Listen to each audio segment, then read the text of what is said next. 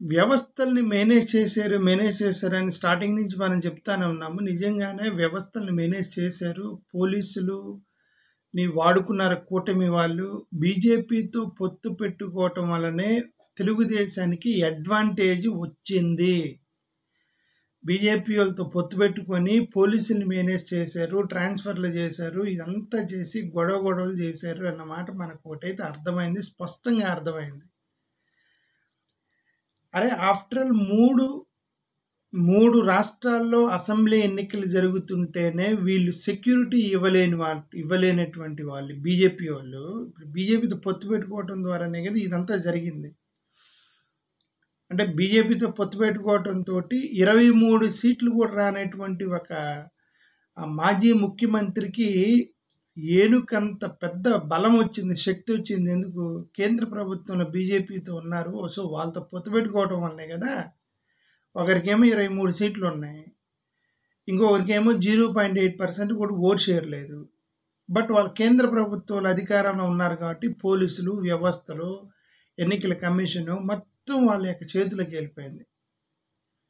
ప్రజల చేత ఎన్నుకోబడ్డటువంటి 151 సీట్లు వచ్చిన ముఖ్యమంత్రి గారికి అడ్వాంటేజ్ లేకుండా పోయింది. ఓకే, అంటే వ్యవస్థలని కేంద్ర ప్రభుత్వంలో ఉన్న వాళ్ళు ఎలా మేనేజ్ చేస్తారని దాని గురించి చెప్తున్నా. ఓకే, అది నేనేమన్నా అంటే ఆఫ్టర్ ఆల్ 3 రాష్ట్రాల్లో అసెంబ్లీ ఎన్నికలు జరుగుతుంటేనే పగడ్బందీగా పోలీసు వ్యవస్థ ద్వారా గొడవలు జరగకుండా చూడలేకపోయి విఫలం చెందిన వీళ్ళు రేపు 1 నేషన్ 1 ఎలక్షన్ అని చెప్పేసి అన్ని రాష్ట్రాలకు ఒకేసారి ఎన్నికలు జరిగితే మీరు అసలు భద్రత ఇవ్వగలుగుతారా? శుద్ధి కాదు, మొత్తం చెప్పడం వేరు, అక్కడ ఆచరణ వేరు కదా. ఇప్పుడు ఎన్నికలు జరిగింది 3 రాష్ట్రాలకి, అంతే. అసెంబ్లీ జరిగింది, అఫ్కోర్స్ లోక్సభ మొత్తం జరిగిన. ఓకే, ఇప్పుడు దీనికే ఎంపీ సీట్లకి ఎవడు కొట్టుకోడు.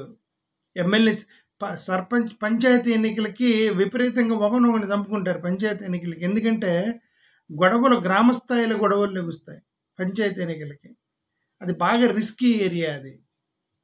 ఆ తర్వాత నెక్స్ట్ రిస్కీ ఏరియా ఎమ్మెల్యే ఎన్నికలే. ఎమ్మెల్యే ఎన్నికల్లో కూడా నియోజకవర్గ స్థాయిలో గొడవలు లెగుస్తాయి.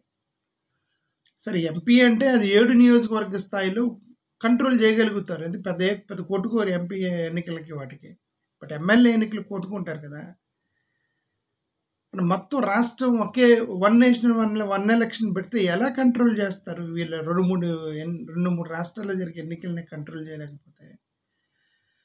సరే, ఏదైనా సరే వ్యవస్థలను వాళ్ళు మేనేజ్ చేశారు. ఇప్పుడు ఎన్నికలప్పుడే భద్రత ఇవ్వలేనప్పుడు రేపు కౌంటింగ్ అప్పుడు ఎంత గొడవలు అవుతాయి? కౌంటింగ్ అప్పుడు ఎలా చేస్తారు మనకైతే తెలీదు. అప్పుడేం జిమ్మికలు చేస్తారో తెలీదు. అసలు ఈ ఈవీఎం వ్యవస్థే వద్దురా స్వామి, ఈవీఎం వ్యవస్థలు వద్దు, ఈ బ్యాలెట్ బాక్సులు గుద్దుకుంటాము, పేపర్ల మీద గుద్దుతాము అంటేనేమో లేదు మేము ఈవీఎంలు పెడతానే అంటారు. ఈవీఎంలు పెడతా అంటే సార్ పెట్టారు సార్. ఈవీఎంలు పెట్టడం, ఇప్పుడు బ్యాలెట్ పేపర్ మీద మనం గుద్దినప్పుడు ఓటు స్టాంప్ వేసినప్పుడు సాయంత్రం 8-9 గంటలకల్లా ఎన్నికలు అయిపోయాయి. ఇప్పుడు నువ్వు టెక్నాలజీ తెచ్చిపెట్టావు, ఈవీఎంలు తెచ్చిపెట్టావు, అర్ధరాత్రి 12 అయింది. ఏం సాధించారు?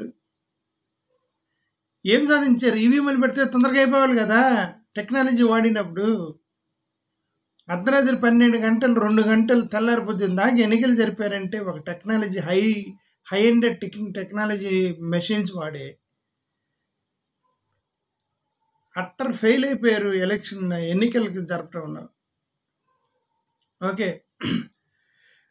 సార్, మోరోవర్ ఇప్పుడు జగన్మోహన్ రెడ్డి గారికి గెలుస్తారు. మీరు ఎంత చేసినా సరే జగన్ గారు మాత్రం 100% టెక్నికల్గా జగన్ గారికి గెలవాలండి. ఎందుకంటే మహిళలందరూ జగన్ గారికి ఓసారు, గ్రామీణ ప్రాంతాల్లో జగన్కి ఓట్లు వేశారు. మైనారిటీస్ మొత్తం మూకుమ్మడిగా ఏకపక్షంగా జగన్కి వేశారు. ఎస్సీ ఎస్టీలు మూకుమ్మడిగా జగన్కి వేశారు. నాకు కొద్దిగా బీసీల మీద డౌట్ ఉంది, కాపులు బీసీల మీద కొద్దిగా డౌట్ ఉంది. వీళ్ళు జగన్ గారికి ఎంత వేసారు అనేది రేపు పొద్దున ఎన్నికలప్పుడు తెలిసింది. అంటే అది నా డౌటేలేండి. బట్ వైఎస్ఆర్సీపీ కాన్ఫిడెంట్గా ఉన్నారు, బీసీలు మొత్తం మాకు ఓటేశారు, కాపులు మొత్తం మాకే ఓటేశారు, మేము గెలుస్తామని జగన్ గారు కాన్ఫిడెంట్‌గా ఉండి ఉంటారు. బట్ నాకెక్కడో అంటే నేనెందుకు అంటున్నానంటే బీసీలు ఏసారో లేదో ఎక్కడో డౌట్ ఉంది అని ఎందుకు అంటున్నానంటే సరే ఎంత లేదన్నా సరే ఈ ఎంత రాంగ్ ప్రచారం చేశారు. కొన్ని తప్పుడు ప్రచారం చేశారు. ఈ తప్పుడు ప్రచారం చేసి ఎందుకంటే జనాభా ఎక్కువ ఉంది. బీసీల జనాభా ఎక్కువ ఉంది. పాపం ఎక్కువ పేదరికంలో ఉన్న వాళ్ళు ఎక్కువ జనాభా ఉన్న కులాలు ఏమంటే బీసీ కులాలు. సో ఈ ఈ ఏదో మిడిల్ క్లాస్ ఫ్యామిలీస్ ఉంటారు బీసీల్లో. మరి వాళ్ళు అటు పేదవాళ్ళు కాదు, ఇటు డబ్బులు ఉన్న వాళ్ళు కాదు, మిడిల్ క్లాస్లో ఉంటారు బీసీలంతా. వాళ్ళు అటు ఇటు ఫ్లక్చువేట్ అయ్యేది బీసీలేనమాట. ఫ్లక్చువేట్ అవుతూ ఉంటారు. అందుకే ఇప్పుడు వీళ్ళు 5 సంవత్సరాలుగా కొట్టిన తప్పుడు ప్రచారాలకి ఎంతమంది ఇన్ఫ్లుయెన్స్ అయి ఉంటారు బీసీలు అని నాకు ఎక్కడో డౌట్ అంతే. అందుకని బీసీ ఓట్లు జగన్ గారికి పడ్డాయో లేదో దాని మీద డిపెండ్ అయి ఉంటాయని అన్నాను. అందుకే ఓకే సరే. ఎనీవే జగన్ గారు గెలుస్తారు. జగన్ గారు పెద్దగా ఆయన ఏం అనలేదు. నేను ఇచ్చిన స్కీములే మీకు తిరిగి ఇస్తాను అన్నారు. నా దగ్గర నేనేమైతే స్కీములు పెట్టానో ఆ స్కీములని ఇస్తా అన్నాడు జగన్మోహన్ రెడ్డి గారు. ఆయన గెలిస్తే ఆయన చెప్పింది ఈజీగా చేసుకొని పోతారు. ఎందుకంటే పెద్దగా ప్రామిసులు చేయలేదు, అబద్ధ ప్రామిసులు చేయలేదు, చేయగలిగిందే చెప్తా అన్నాడు, చెప్పింది చేస్తా అన్నాడు, పెట్టారు. ఆయన జగన్ గారు గెలిస్తే ఆమె పరిపాలనలో ఒక పెద్ద విస్ఫోటనం ఏముండదు. ఎందుకంటే ఆయన ఏం చెప్పారో ఆయన చేసేస్తారు. ఎందుకంటే చాలా లిమిటెడ్గా సాధ్యమైన ఎవరికి చెప్పారు కాబట్టి. పొరపాటున కూటమి గెలిస్తే మాత్రం రాష్ట్రంలో చాలా పెద్ద పెద్ద ఉద్యమాల్లోకి వస్తాయి. చాలా పెద్ద ఉద్యమాలు. చంద్రబాబు నాయుడు గారికి జగన్ గారు బటన్ నొక్కారు అన్నారు కదా. చంద్రబాబు నాయుడు పీక నొక్కుతారు కూటమికి గెలిచిందంటే. ఎందుకంటే చాలా ఉద్యమాల్లోకి వస్తాయి. దాంట్లో మొట్టమొదటి ఉద్యమం వాహనదారుల ఉద్యమం లేచింది. వాహనదారుల ఉద్యమం. పెట్రోల్ ధర 100 రూపాయలు, ఇప్పుడు 110 రూపాయలు పెట్రోల్ ధర ఉంది. దాన్ని 80 రూపాయలకి తగ్గించకపోతే చంద్రబాబు నాయుడు గారు, ఎందుకంటే పెట్రోల్ ధర పెంచేది కేంద్ర ప్రభుత్వం అయితే, జగన్మోహన్ రెడ్డి వల్ల పెట్రోల్ ధరలు పెరిగినాయి అని సక్సెస్ఫుల్గా బ్యాడ్ క్యాంపెయినింగ్ చేశాడు. పెట్రోల్ ధర పెరగడానికి జగన్మోహన్ రెడ్డి అని. రైట్. ఇప్పుడు ఆయన వచ్చిన తర్వాత దాన్ని 80 రూపాయలకి తగ్గించకపోతే ఎక్కడ కార్లు అడ్డం పెట్టేసి హైవేలు మొత్తం కూడా ఆపేస్తారు. ప్రజలు ఆపేస్తారు. ప్రతిసారి ఊరుకుంటారు అంతే అబద్ధ ప్రామిసులు చేస్తాయి. సో వాహనదారులకు సంబంధించిన పెద్ద ఉద్యమం లేచింది చంద్రబాబు నాయుడు గారు కనుక ముఖ్యమంత్రి అయ్యారంటే. రెండో ఉద్యమం కరెంట్.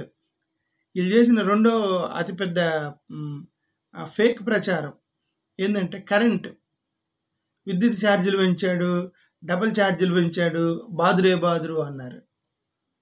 రేపు కరెంటు ఛార్జీలు కూడా రాగానే కరెంటు ఛార్జీలు తగ్గలేదు అనుకోండి, ట్రాన్స్ఫార్మర్లు పేలిపోతాయి, మొత్తం తిరగబడతారు ప్రజలు.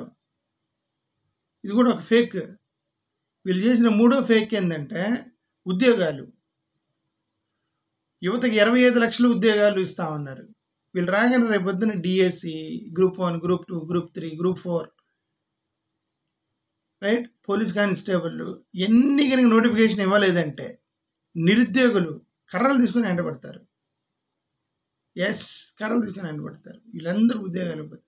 చంద్రబాబు నాయుడు గారు అంత ఈజీ అనుకుంటా? ఫేక్ ప్రామిసులు ఇచ్చి అధికారంలోకి వస్తే పరిపాలన ఈజీ అనుకుంటున్నారా? నిరుద్యోగులు తిరగబడతారు. జగన్ గారు ఇవన్నీ చెప్పలా.